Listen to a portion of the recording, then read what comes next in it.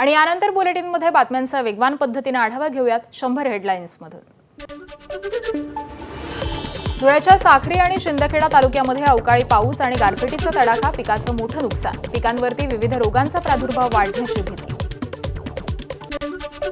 अहिल्यानगरच्या पारनेरमधील ढवळपुरी आणि परिसरामध्ये वादळी वाऱ्यासह गारपीट, काढणीला आलेला गहू, कांदा, हरभरा, भुईमूग, तूर या पिकांसह चारा पिकाचंही नुकसान।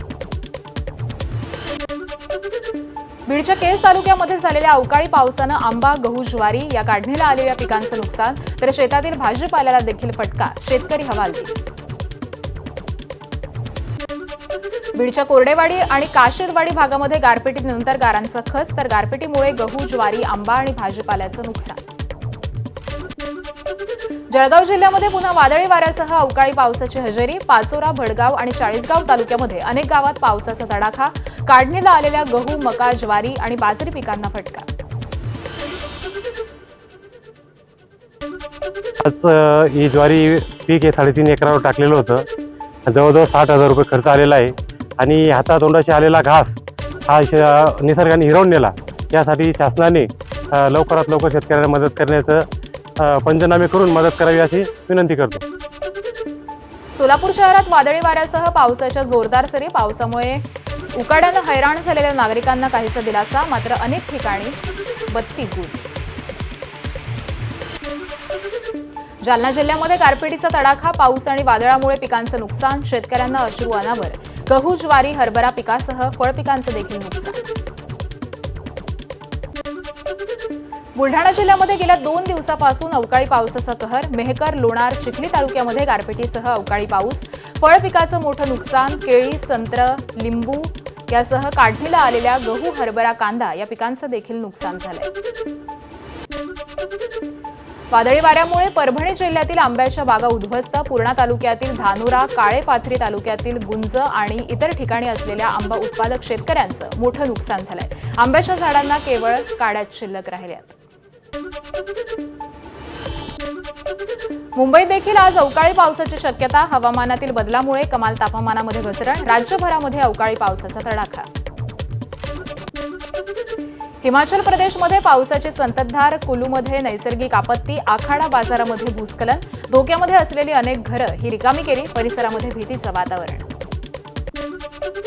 काश्मीरमध्ये मुसळधार पाऊस, अरू खोऱ्यामध्ये हिमवृष्टीची नोंद, अनंतनागसह दक्षिण काश्मीरच्या इतर भागांमध्ये मुसळधार पाऊस, पहलगाममधील नयनरम्य अरू खोऱ्यामध्ये हलकी हिमवृष्टी। उत्तराखंडमधील चमोली जिल्ह्यामध्ये असलेल्या बद्रीनाथ धाम मंदिरावरती बर्फाची चादर, मंदिर परिसर आणि आसपासचे पर्वत हे बर्फाच्या पांढऱ्या चादरीनं झाकले गेलेत। ही नयनरम्य दृश्य पाहण्यासाठी पर्यटकांची गर्दी। भोंदूबाबा अशोक खरात याचे सर्वपक्षीय नेत्यांसोबतचे फोटो समोर, उपमुख्यमंत्री एकनाथ शिंदे, दीपक केसरकर, राधाकृष्ण विखे पाटील यांच्यासोबतचा फोटो समोर। ठाकरेंच्या शिवसेनेचे आमदार मिलिंद नार्वेकर यांचाही भोंदूबाबा अशोक खरात यांच्यासोबतचा फोटो समोर। आणखी कोणत्या नेत्यांचे फोटो समोर येतात ते पाहावं लागणार।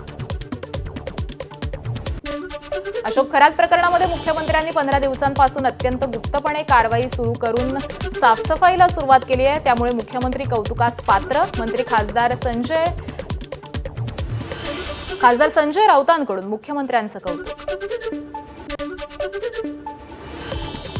राज्य महिला आयोगाच्या अध्यक्ष रुपाली चाकणकर अशोक खरातचं औक्षण करतानाचा नवा व्हिडिओ समोर। यावेळी भाषण करताना चाकणकरांकडून मी जे काही आहे ते गुरूंमुळेच असं वक्तव्य।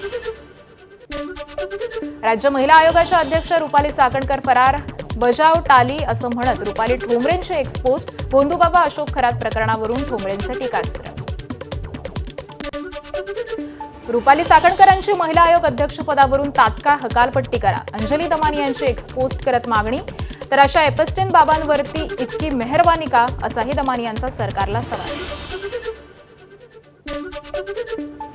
अशोक खरात प्रकरणामध्ये एसआयटी कडून डिजिटल आणि फॉरेन्सिक्सच्या आधारे तपासाला सुरुवात, फोन कॉल तपासण्यासह तांत्रिक पुरावे गोळा करण्याचं काम सुरू।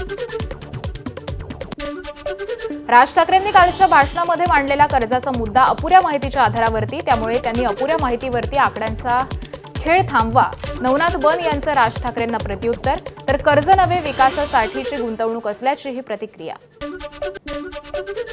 पश्चिम बंगालमध्ये ममता दीदींना हरवणं केवळ कठीणच नाही, अशक्य आहे. त्यामुळेच भाजपकडून घाणेरडा डाव खेळण्यासाठी निवडणूक आयोगाचा ढाल म्हणून वापर, संजय राऊतांची एक पोस्ट.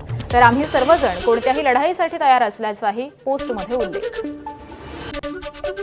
महाडमधील डॉक्टर बाबासाहेब आंबेडकरांच्या पुतळ्यावरून हेलिकॉप्टरमधून पुष्पवृष्टी. चवदार तळे सत्याग्रहाला 99 वर्ष पूर्ण आणि त्यानिमित्तानं आयोजित कार्यक्रमावेळी पुष्पवृष्टी करण्यात आली. ऐतिहासिक चवदार तळे सत्याग्रहाला आज 99 वर्ष पूर्ण. त्यानिमित्तानं महाडमध्ये पोलिसांकडून बाबासाहेबांच्या पुतळ्याला मानवंदना. आज दिवसभर या ठिकाणी विविध कार्यक्रमांचं आयोजन. चवदार तळे सौंदर्यीकरणासाठी शासनाकडून मिळालेल्या 55 कोटी रुपयांच्या निधीवरून श्रेयवाद. सुनील तटकरेंकडून निधीसाठी मंत्री शिरसाट यांना पत्र देतानाचा फोटो पोस्ट. तर गोगावलेंनी यासाठी पाठपुरावा केल्याचं मंत्री शिरसाट यांचं विधान. हे बघा, पाठपुरावा करणं प्रसेट गोगावलेंनी सर्वात जास्त पाठपुरावा केला. अनेक आमदारांनी सांगितलं, परंतु हे आपल्या माहितीचं काम आहे आणि याचा श्रेय मी, जरी पैसे किंवा निधी मी दिला असला तरी मी सर्वांना श्रेय देतो. सर्वांनी याचं श्रेय घ्या, पण काम चांगलं होऊ द्या, एवढी त्यांना विनंती. ऐतिहासिक चवदार तळे सत्याग्रहाला 99 वर्ष पूर्ण. या निमित्तानं चवदार तळे सौंदर्यीकरण आणि पाणी शुद्धीकरण प्रकल्पाचं भूमिपूजन. मुख्यमंत्र्यांसह दोन्ही उपमुख्यमंत्री, विविध खात्याचे मंत्री महाडमध्ये उपस्थित राहणार.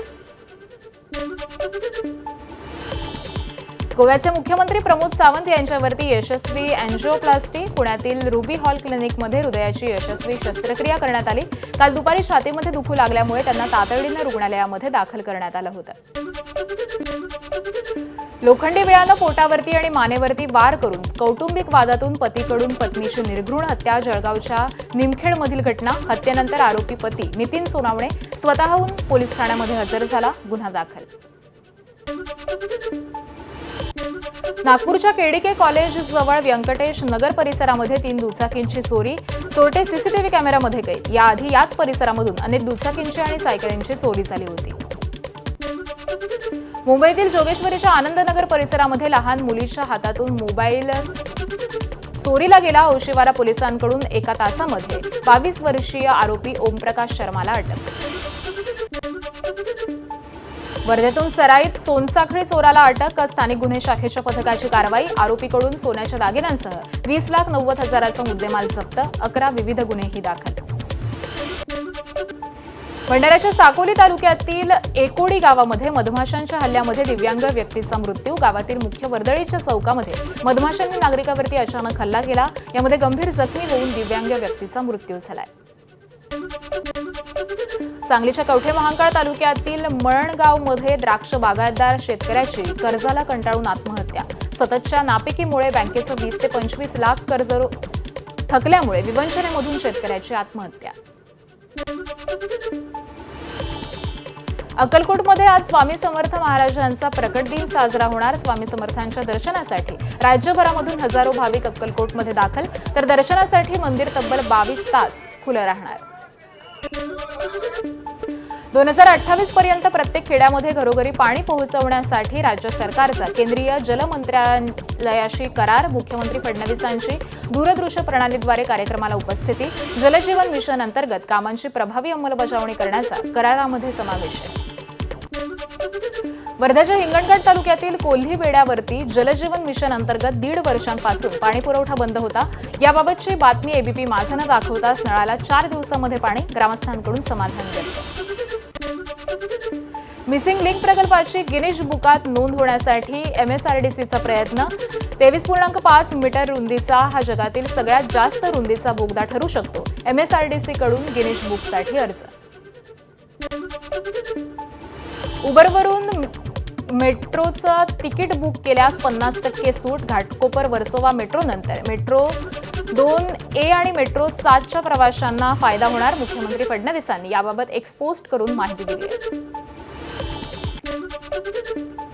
कालच्या प्रचंड पडझडीनंतर आज शेअर बाजार उघडताच 1000 अंकांनी वधारला. सेन्सेक्स आणि निफ्टीमध्ये वाढ.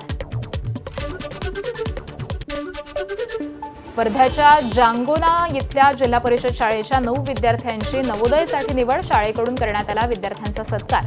विद्यार्थ्यांची कामगिरी ग्रामीण भागासाठी प्रेरणादायी. इराणचे इस्रायलवरील हल्ले सुरूच. इराणनं जेरुसलेमवरती क्लस्टर बॉम्बनं हल्ला केला. इराणच्या हल्ल्यानंतर जेरुसलेममध्ये सायरन्स वाजवण्यात आले.